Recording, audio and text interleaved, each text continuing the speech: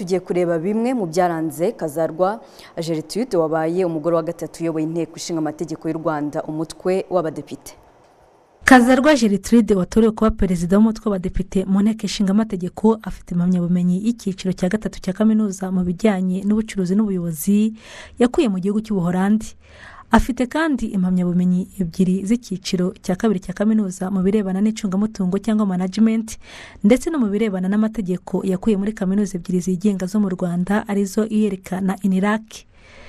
Kazarwa Gertrude afite uburambe bw'imyaka irenga 15 mu birebana no gucunga imari n'imishinga, ibijyanye n'amategeko, gusuzuma politiki ndetse no mu bijyanye n'iterambere ry'abaturage no kurwanya ubukene. Mu kwezi kwa munani kwa 2014 nibwo Gertrude Kazarwa yatorewe kuba umusenateri uhagarariye intara y'Iburasirazuba muri Sena y'u Rwanda.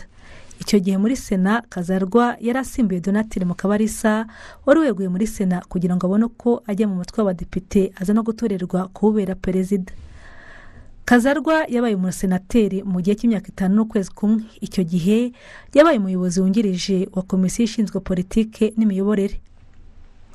Kazarwa Gertrude yashinze ikigo cy'amashuri Bright Stars Foundation Academy ndetse akibera n'umuyobozi mu mwaka wa 2018.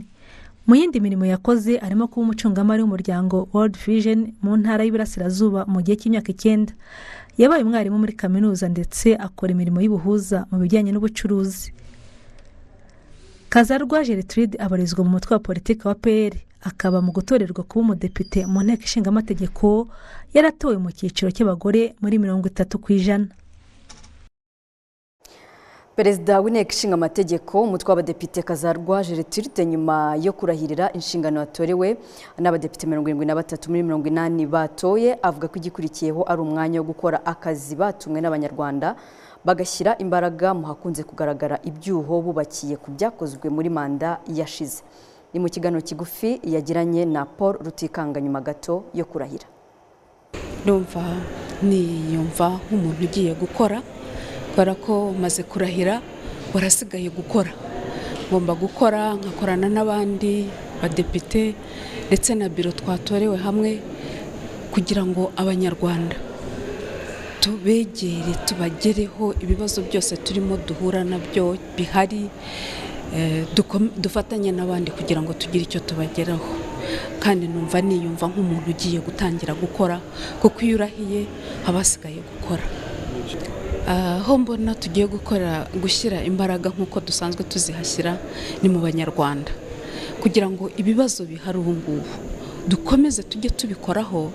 N'ubundi bibazo bigenda buhoro buhoro, kimwe kikarangira ikindi kikaba kiraje cyangwa se wenda bikarangira burundu, ariko numva ikintu tubanza ari umunyarwanda, icyo tugomba kumufasha n'icyo tugomba kumukorera. Abanyarwanda icyo nababwira ni uko ubu ngubu tugiye gukora gahunda y'ibikorwa y'amategeko agomba kuvugururwa, y'amategeko agomba kujyaho, kugira ngo noneho kandi ikibazo tubonye dukore ingendo tujye kubareba. Ikindi nko kugenzura guverinoma, zatureba uburyo iyo igikorwa cy'ingengo y'imari ese kirajyana neza n'icyo bakeneye, kandi noneho ingengo y'imari irakoreshwa neza, irakora neza. N'ubundi byakoraga, ariko buri